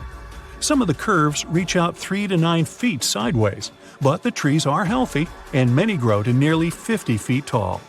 These crooked pines are surrounded by a larger forest of straight-growing pines. There's no explanation as to why they're bent the way they are. The theories for this strange development range from weather conditions to human intervention, but no one knows for sure. The Hamza River is one of the longest and widest rivers in the world, and it sits right underneath the Amazon River itself. At a depth of 2.5 miles, this river flows a little more than a trickle compared to the Great River above it. The push of the Amazon River's water into the Atlantic is around 35 million gallons per second, while the Hamza only manages 1 million gallons per second. Either way, there's no choice but to go with the flow. Around the same length as the Amazon itself, 3,700 miles, it's the width that stunned the science world. It's 125 to 250 miles wide, compared to the Amazon's width of about 1/2 mile to 60 miles wide. The Cave of Crystals was discovered in 2000 when miners drained water from a zinc mine in Chihuahua, Mexico. The state, not the dog.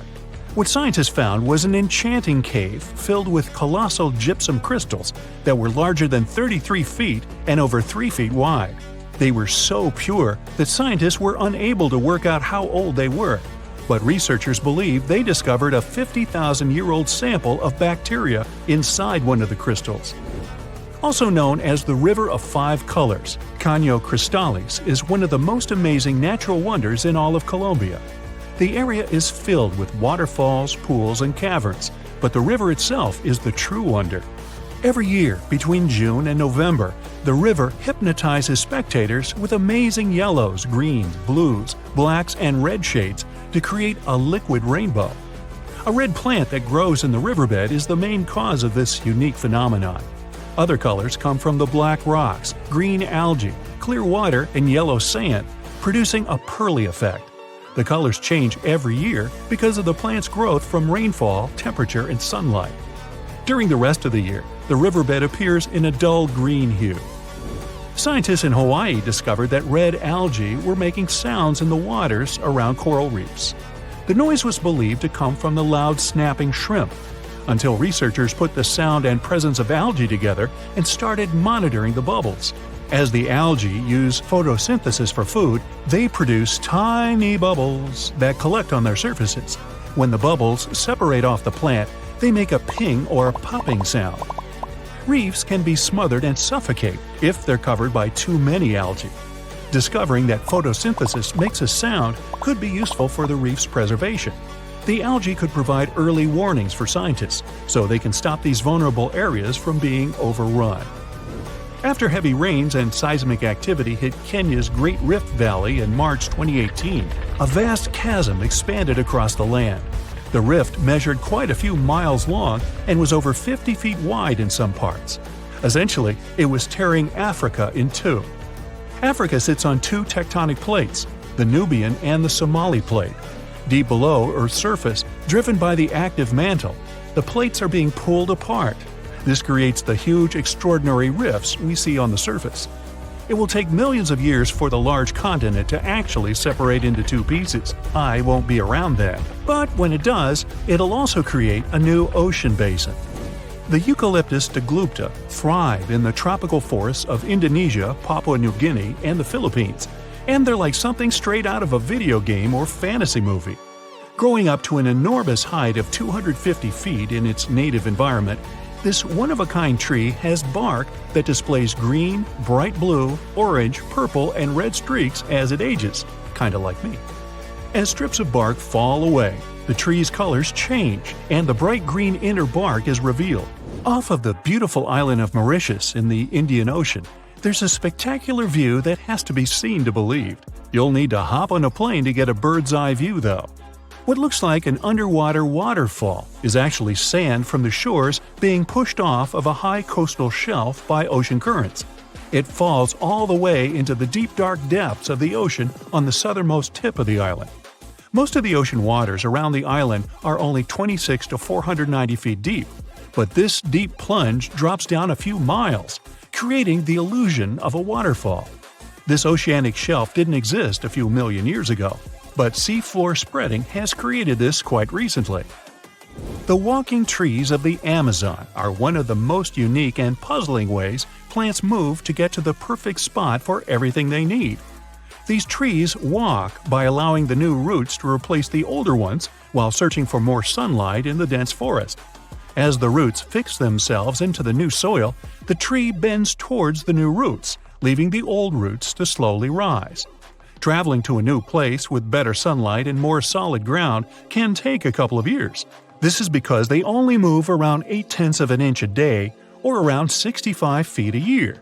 Now you can just imagine this going on in your front yard. You plant the tree here, and next year it's all the way over there. Ah well. Down in southern Costa Rica, 300 stone petrospheres are dotted all over the forest. Some weigh as much as a bowling ball, while others can be up to 15 tons. Their purpose and how they were made so long ago are lost to us. Discovered in the 1930s, a lot of them were removed and transported around the world. It wasn't until the 1970s that we began to preserve and protect these stones. While the stones are mostly a mystery, archaeologists know they're made from granodiorite rock, similar to granite. If they were carved by a civilization, their near-perfect shape must have been made by chiseling away with small stones. Ethiopia's Danakil Depression is an environment that looks like it belongs on another planet. Filled with lava pools, bright neon-colored hot springs, and vast salt flats, it's also the contender for the hottest year-round temperature of 93 degrees Fahrenheit. Poisonous gases fill the area with hot springs filled with acid. Worse, it only receives up to 8 inches of annual rainfall. It's also one of the lowest places on the planet, at 410 feet below sea level. No wonder it's one of the most inhospitable places on the planet. Hey, sounds great. No crowds. Let's go. Over millions of years, our planet has changed a lot. Ice ages, shifting tectonic plates, global floods, meteorites. Whole species of animals have come and gone over millennia. At some point in all of this, we humans came along. Now imagine a place that was cut off from the rest of the world for 5.5 million years, possibly much more. A place that no human had ever set foot in before. In 1986, we finally found it, Movile Cave. You head to the airport and buy a ticket to Romania. Next, you rent a car and drive southeast. You're looking for Costanza County, right near the Black Sea. Your phone says you're there, so you stop the car and look around. You're in the middle of a deserted field, nothing but a wide, lifeless plain. Then, you see it. A hole in the ground. As you move closer, you realize it's a shaft that leads deep down into the Earth's crust. Before you descend into the darkness, you take a rope, a hard hat, a powerful flashlight, and an oxygen tank. Don't forget to wear your protective suit and oxygen mask. You climb down slowly and look around. It's pitch dark below you, and you feel a little uneasy. But something's off. The darkness. It's not cold. Warm air wafts up from the depths. Finally, you feel the ground under your feet. You look around and see a lot of tunnels ahead that lead into the depths of the cave. The tunnels are covered with dry clay. Moving forward on all fours, you notice something. The air is getting warmer and wetter. You come out of a narrow tunnel and find yourself in a huge cave with a lake in the center. Now for the hard part, you have to dive in. The moment you get in the water, you get attacked by the smell of rotten eggs. You've just touched sulfide water, and now smelly hydrogen sulfide is everywhere. That's not all. The cave is also filled with carbon dioxide. Normal fresh air on the surface is about 20% oxygen, but here it's only 10%. Not enough for us to survive without our trusty oxygen tank. Still, all those other gases give you a nasty headache. You turn on your flashlight to full power and dive under. Somehow, you need to swim through these narrow underwater rifts. There are a lot of them. It looks like an underwater maze. You're a little worried, but your O2 tank is still pretty full. You squeeze through the rifts and finally find an open area. You freeze. From above, below, from all sides, you start to hear the sound of crawling creatures. The flashlight beam catches thousands of slippery, fast insects. This cave contains 48 species, 33 of which are completely new to us. Strange white snails crawl along the walls, and transparent shrimps, even small leeches, swim in the water. White centipedes with huge whiskers and transparent spiders shuffle around under your feet. There are even 2 species of scorpion, as if you weren't scared enough. Water scorpions, and another kind, as yet unidentified. It's not exactly your typical desert scorpion. Actually, nothing around here looks normal. All the creatures here are white or transparent. They don't have eyes, just long legs and whisker antennas that help them navigate in the watery darkness. It's a sci-fi director's paradise. You couldn't make this stuff up. The deeper you go into the cave, the less oxygen there is.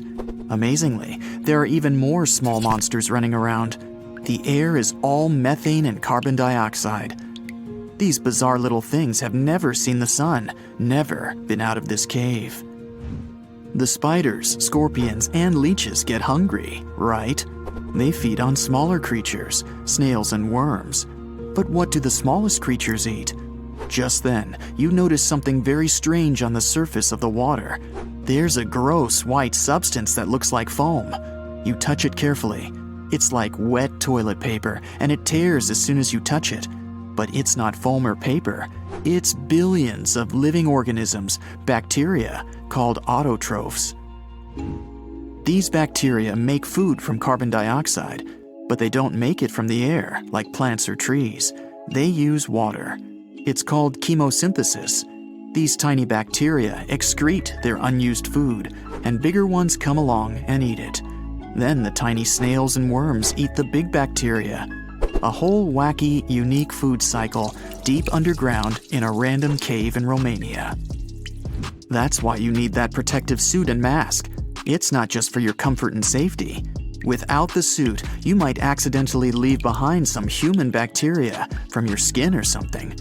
It could ruin the delicate balance of life in this underwater world.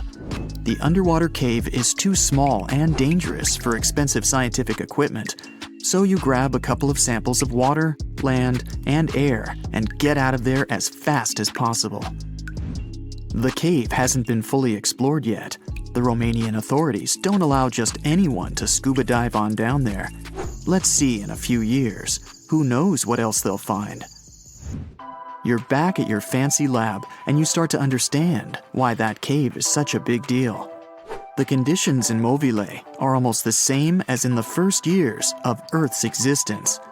Back then, our world was shielded from the sun by a dense atmosphere. It's actually possible that the microbes found in the cave are the same ones that were around way back when life began. These bacteria could turn out to be incredibly useful. They oxidize the dangerous gases, methane, and carbon dioxide. Basically, they make them harmless. Thanks, little guys. Movile Cave isn't the only extreme place on Earth where life still finds a way to survive and thrive. Picture the Eiffel Tower in Paris. Now imagine 10 of them on top of each other. Now imagine drilling down that deep. Got it? Life still goes on, even this far down. There's almost no oxygen there. The pressure is insanely high, and it's hotter than the hottest desert. Welcome to the nematode empire. Nematodes are worms, and these wiggly dudes are tough as nails. When there's no air, no food, or it's just too hot, they transform. It's called the dour stage. It's a state of stasis, of deep hibernation. The worm's metabolism slows way down. It's like they go to sleep for a long time and only wake up when there's enough air or food around, or when it gets cool enough. And you don't have to dig that deep to find these creatures. Nematodes are found all over the world. They live in hot springs, in deserts, high up in the mountains, in the harsh cold of Antarctica, inside animals, and even inside the human body. You don't have to travel to Mars to find out of this world scenery. There are places on Earth that look unreal. The Danakil Depression in Ethiopia is one of the hottest, driest, and most inaccessible places anywhere on Earth. It's a large desert that gets almost no rain, but there's still plenty of liquid around. It sits on 2 active volcanoes, so liquid hot magma often flows up from under the Earth's crust. There are also colorful lakes full of acidic water. The salt from the lakes reacts with volcanic minerals, making bizarre figures that look like the backdrop of a sci-fi movie. Toxic gases and chlorine vapors rise up from the lakes, making it one of the most dangerous places on Earth. You need a gas mask to survive, but life always finds a way. There are living things here, even in a lake so hot that the acidic water actually boils. Microbes live happily in the lakes and surrounding rocks. If something can survive here, who knows? You can find another tough survivor in the Lut Desert in Iran. They've just discovered a new and special kind of crustacean there. These creatures live in small lakes that appear from time to time thanks to desert rains. This species can survive for decades in dry sediments, just waiting for a tiny bit of water. So these are all very small life forms, but are you in the mood for some monsters? Scientists have just discovered them swimming in the waters off Antarctica. Massive sea spiders, huge starfish, transparent shrimp-like things. In 1 month, researchers found about 30,000 sea creatures, many of them never seen before. Who knows what else is down there? So what comes to your mind when you hear the word Antarctica? Most likely, cold, snow, ice, and penguins.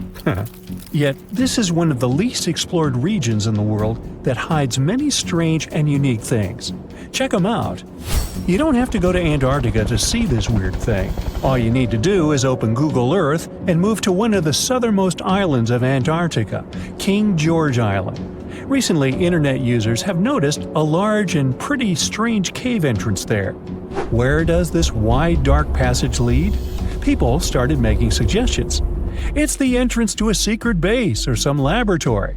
This is the part of the spaceship that crashed there thousands of years ago. This is the door to the ancient city of Antarctica. Perhaps there's a giant rock mountain with an ancient cave beneath all this snow and ice. Well, there's some ideas. Users have calculated the approximate dimensions of this cave. It might be about 74 feet high and 250 feet wide. You could hide a Boeing passenger jet in there. Nature probably created this entrance. This is a logical explanation, but there are 2 strange factors. First, take a look at the foot of the mountain. It seems that there are steps there. They're dark in color, as if they're made of stone. And if you look closely, you can notice something similar to human footprints. Has anyone entered this cave? Or maybe someone is still living there now. The second oddity is the disappearance of the mysterious finding. For the first time, people noticed it in a Google Maps snap in 2007. Then the entrance disappeared. Then it reappeared a few years later. After that, it vanished. And in 2022, people saw it again. Perhaps old snow melts, a new layer falls, and then the wind blows it away and the cycle repeats. But the alleged steps leading deep into the cave make one doubt the natural origin of this tunnel. You can easily find the coordinates on the internet and visit the cave via Google Earth. You might see something there and tell the world. There's another strange thing people discovered with the help of Google Earth. In 2020, one user found a strange object that looked like a giant ship 100 miles off the coast of Antarctica. It was covered with ice and snow and lying on its side. It looked like a cruise ship. You could notice the windows, the deck, and the bridge. But not all people agreed with this. Some claimed it was a spaceship. Others said it was some kind of secret building. The user who first noticed the ship stated that its size was about 400 feet, which is the perfect length for a passenger vessel. But what is this ship doing in such a remote place in the middle of a glacier? How did it get here? Who was its captain? No one has found the answers to these questions yet. In 2016, people using Google Earth discovered a photo of an unknown sea monster floating off the coast of Antarctica. This creature resembled a giant squid with a length of about 200 feet. This is slightly shorter than 3 train cars. Just imagine this kraken swimming in Antarctica's dark, icy waters and dragging to the bottom everything it meets on its way. Maybe it's the great and terrible Chulu, or one of its offspring. You will quickly notice this blood-red waterfall among Antarctica's endless, dazzling white landscapes. Don't worry, it's not blood. For many centuries, the waterfall has been painting snow in a bright red color. The stream flows straight out of a white iceberg. Let's look inside and find out what's happening there. Millions of years ago, there was a small crystal-clear pond, but then a glacier formed around it. A thick layer of ice and snow blocks sunlight, heat, and oxygen access. For millennia, the reservoir remained in this cold vacuum. But at one point, the water made a hole in the icy wall and broke out. When this salty water comes into contact with oxygen, it immediately turns scarlet or rusty. Antarctica is the only place where you can find such a unique natural phenomenon. One of the driest places on Earth is located in Antarctica. It's one of the most lifeless deserts in the world, the McMurdo Dry Valleys. In this desert, you won't see the scorching sun, hot sand, and cacti. A desert means a place with a lack of precipitation and life. The McMurdo Dry Valleys meet these parameters. But this place is also unique for Antarctica, since you won't find glaciers there. Despite the frost, ice can't form in the desert because it hasn't rained for millions of years there. It also never snows. A strong wind coming from the mountains reaches speeds up to 200 miles per hour. It would be difficult for you to stay on your feet there. The wind is filled with moisture. It heats up and evaporates all the liquid and snow in the desert because of its high speed. Only dry air reaches the ground. But you can find several lakes there. They don't freeze, only thanks to the high concentration of salt. The water is so salty that large life forms can't develop there. But scientists have found microscopic organisms near the lakes. 20 million years ago, Antarctica was filled with swamps, trees, and swarming with insects and animals. But now, it resembles the surface of Mars, literally. Scientists and astronauts are exploring such regions as the McMurdo Dry Valleys, since the natural conditions there are similar to those on the Red Planet. So, before you go to Mars, you can practice living in similar places on Earth. Also, scientists discovered an underwater world in the Antarctic filled with hundreds of amphipods, crustacean animals similar to shrimp. Wait a minute, it happened in the Antarctic? But the McMurdo Dry Valleys are located in Antarctica. Well, the words are very similar, but what is the difference? Oh, and don't forget the Arctic. The Antarctic is the region in the southernmost part of Earth that houses the continent of Antarctica, and the Arctic is another land altogether. They have the same natural conditions, frost, ice, and snow, but they're located in different parts of the planet. The Arctic is at the North Pole, Antarctica is at the South Pole. Now, back to the discovery. Scientists put forward theories that the ice of the Antarctic hides a vast network of freshwater rivers and lakes. And in 2022, they found a new ecosystem. Researchers explored the Antarctic Ross Ice Shelf and its underwater rivers. This is a massive piece of ice floating in the ocean. A team from New Zealand used a special drilling rig equipped with a hot water supply to drill a hole 1,640 feet deep. That's more than the height of the Empire State Building. Then, they lowered some video cameras and saw thousands of crustaceans swimming in different directions. So it seems they're very unorganized. In the waters of the Antarctic, you can also meet some of the scariest creatures on the planet. These are sea spiders. They got this name because they resemble land spiders, but they're actually a species of marine arthropods. And unlike land spiders, those in the ocean are much larger. They look like 8 strong legs without a body. One such spider can be a dinner plate in width. Some of them have no eyes and have proboscises instead of jaws. Sea spiders are poorly studied because they live in deep, cold waters. Antarctica hides many little-known animals. There are long tunnels in its glaciers leading to scary darkness. On this cold continent, people have found the remains of giant dinosaurs and other ancient creatures, such as the ancestors of modern ducks. Many underground rivers and lakes hide unexplored wildlife. Even the ice here can be weird. Take a look at these striped icebergs. They have blue, black, green, and turquoise shapes. The color depends on the conditions of the water during freezing. For example, green lines appear because of algae, blue ones form when the water freezes too quickly.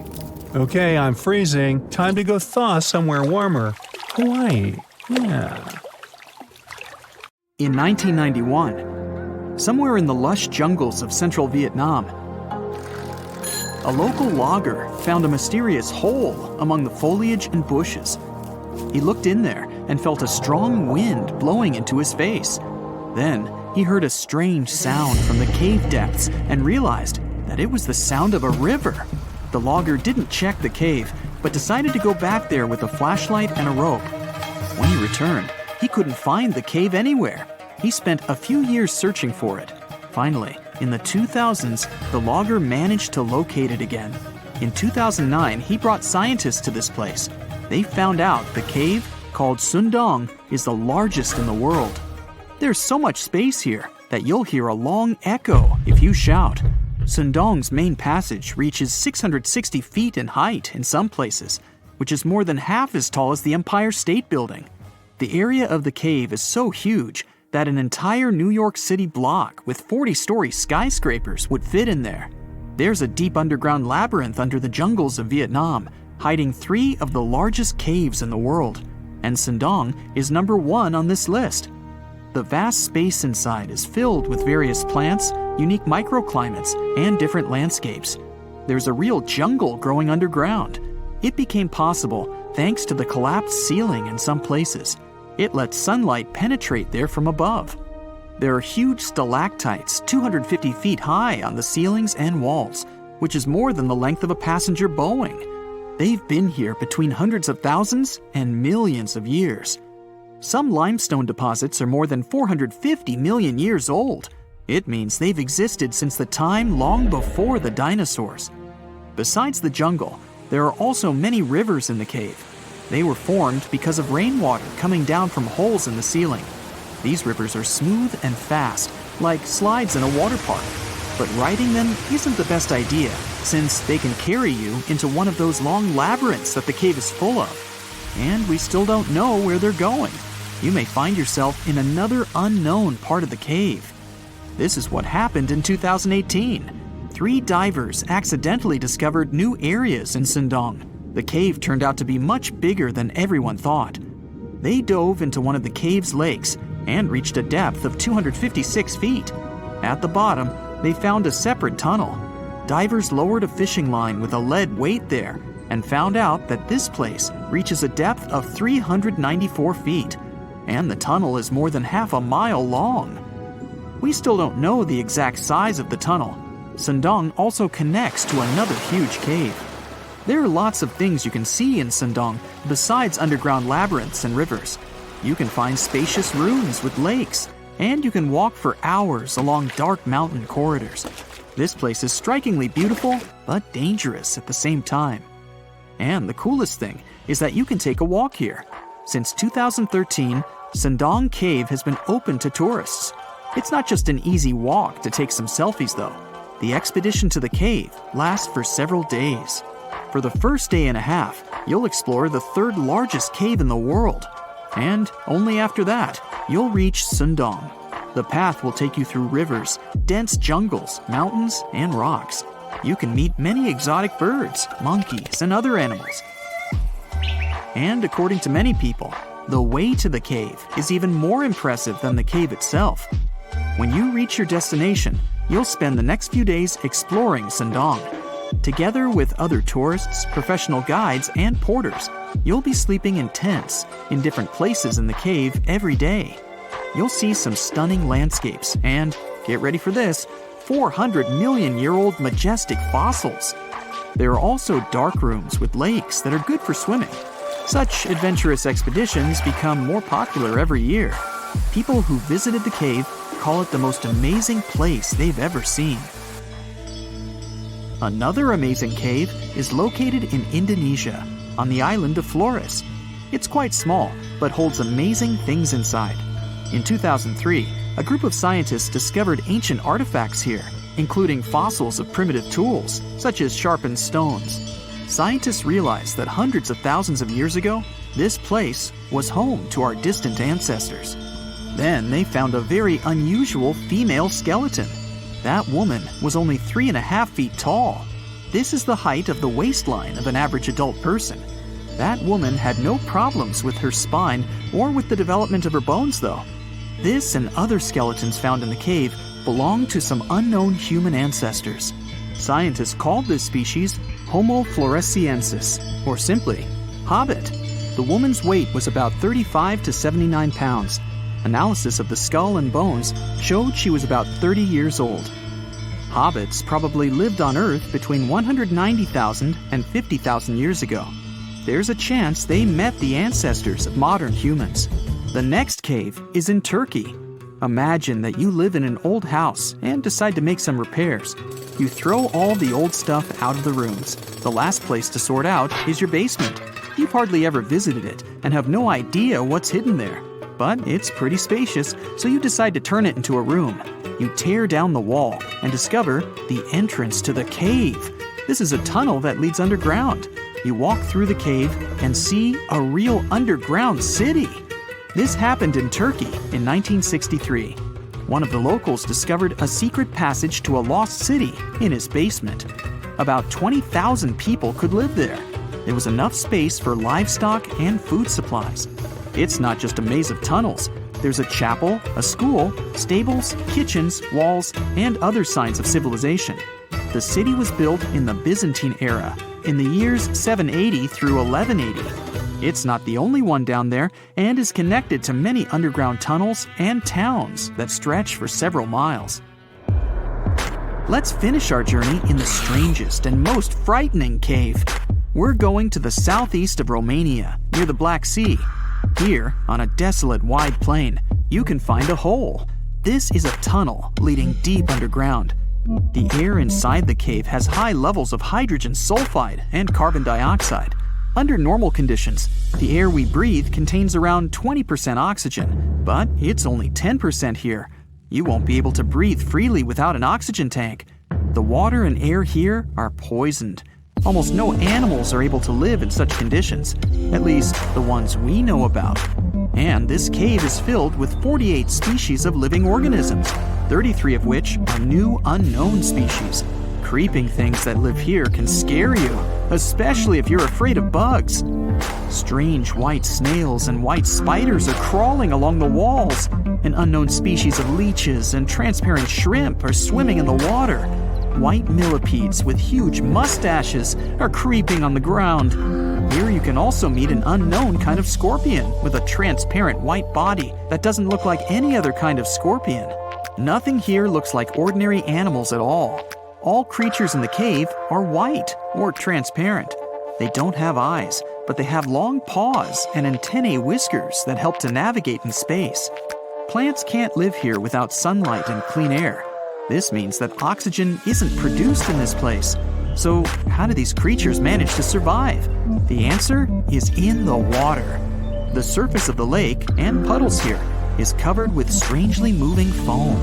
This substance is a living organism. It consists of 1 billion bacteria called autotrophs. Ordinary plants absorb carbon dioxide and use photosynthesis to produce oxygen. This cave is filled with carbon dioxide. Autotrophs absorb it and secrete tiny food particles. Bacteria feed on these particles. Larger organisms then feed on those bacteria, and so on. In the end, there's enough food for everyone.